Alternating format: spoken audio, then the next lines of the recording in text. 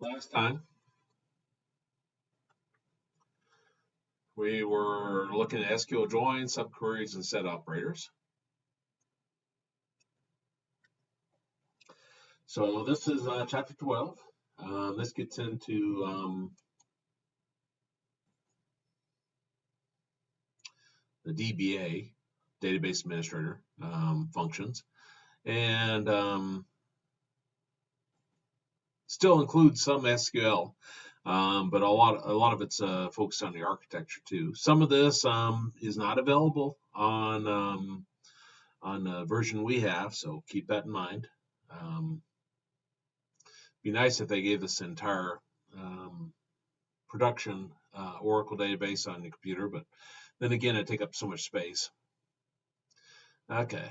An Oracle server consists of two entities, the instance and the database. And the instance, which we can bring down an instance and bring it up in the personal computer here. That's where it has memory structures, processes. That kind of handles that the interaction between the user and the actual database. Database consists of files on disks. So this instance is kind of the engagement part, listener and all that.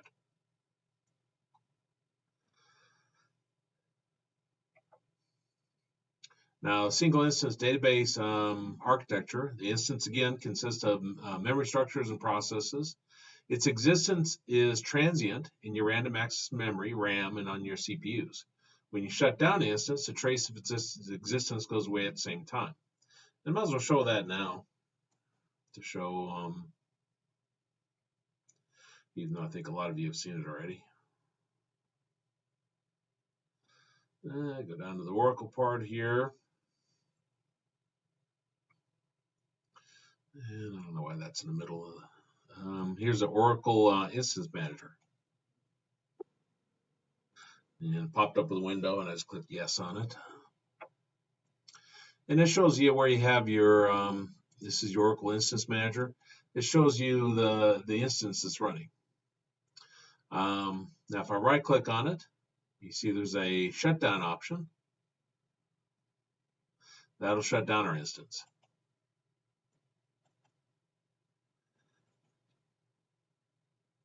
I created a video for somebody on this earlier. If you go into your task manager, if you right click on this and then you choose task manager, and then when this pops up, click more details.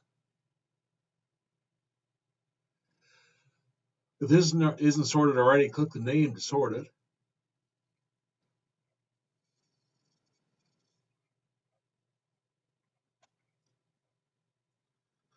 And I guess I can go page at a time.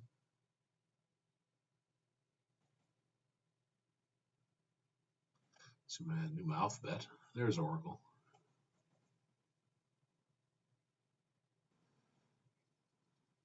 You see three options available here. And so let's keep an eye on those. Now if I come down over here and I do a shutdown, now you can tell what type of shutdown. You can say normal shutdown. And I'll put in my happy 1, 2, 3, 4. And I'll tell it both the service and the instance. And then click OK. This takes a little while.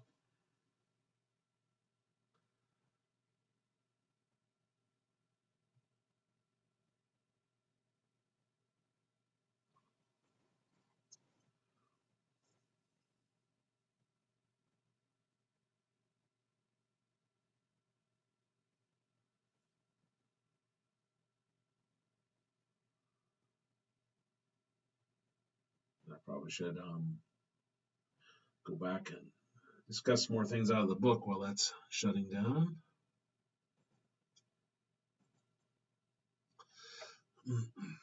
Okay, this talks about a lot of the detail on it. You shut down a running instance, all trace of its existence goes away at the same time. Database consists of physical files on disk. So they're still there. Thus, the lifetime of the instance, as long as it exists in memory, can be started and stopped. By contrast, database once created persists indefinitely. That is, until you deliberately delete files you source to the database. Processes that make up the instance are known as background processes because they're present running all times while the instance is active. For the processes are, for the most part, completely self-administrating. Although in some cases it's possible for the DBA to influence a number of them in their operation. Okay.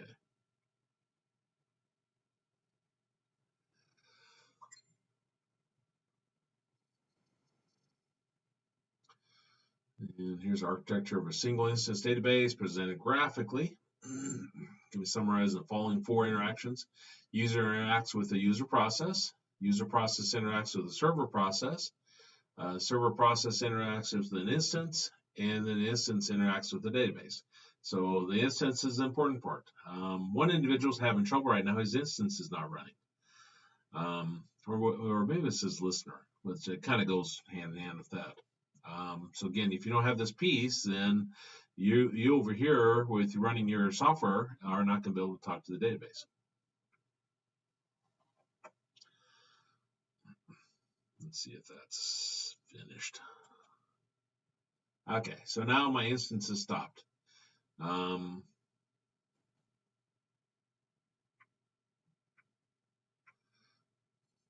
Notice over here, these are consuming 0% of the CPU. They're stopped.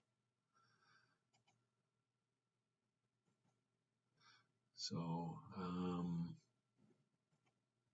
let's see. You can right-click on these and see stop services. I wonder if I'd screw that up if I stopped it. Let's go to Skype. I don't use Skype. You know what's there. Okay, so if I right-click that,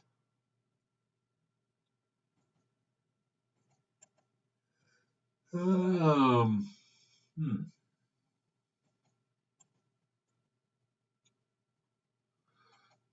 guess it's just a task. It's not a process. It's trying to see something I could stop and start again.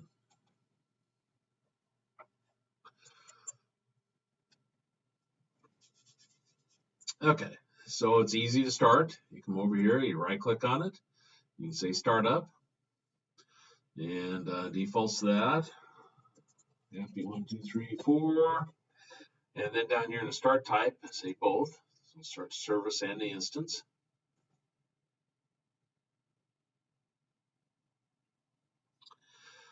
Okay, we'll let that go off and do its thing. Okay. This talks about, instead of a single instance environment, there's distributed environments. Real application clusters, RAC, multiple instances open one database. Streams or Golden Gate, multiple Oracle servers propagate transactions between each other. Data Guard, primary database, updates one or more standby databases to keep them all synchronized. You know, it's a different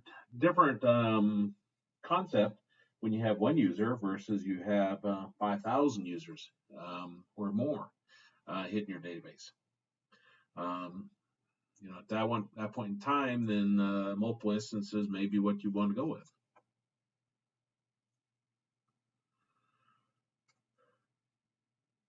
Part of this is how do you handle the load?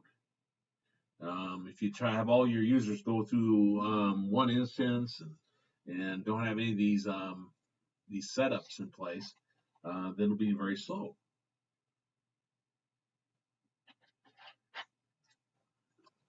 That's probably true in about everything. Okay. Here's exercise 12.1. In this exercise, you run queries to determine the database self-contained system, part of a larger. It says connect to the database using SQL Plus and follow these steps. We're not going to do SQL Plus. And select parallel from the V $sign instance. So let's see if that works in ours. Assuming it's up and running. Okay, so it's up and running now. That's good. Now, before I leave that, notice our Oracle items here are now consuming some some CPU.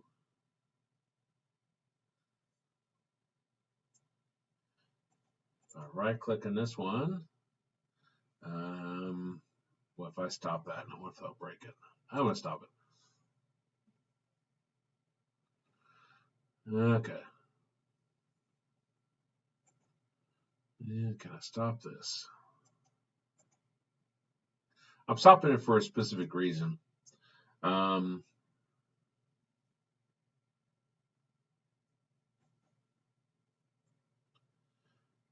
go for the Oracle.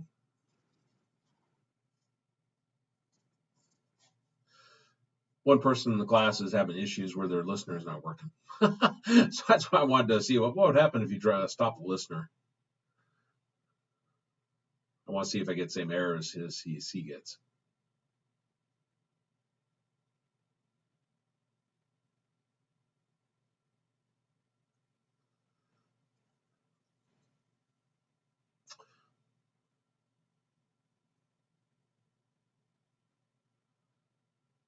Add this up and running.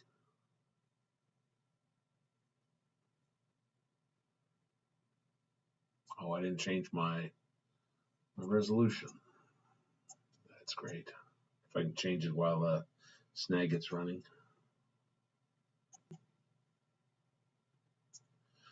Okay. Well, we'll see if that crashed the video. May not be able to save it. I don't know what happens when you change from one resolution to another while you're recording. Maybe I better stop it and start it again to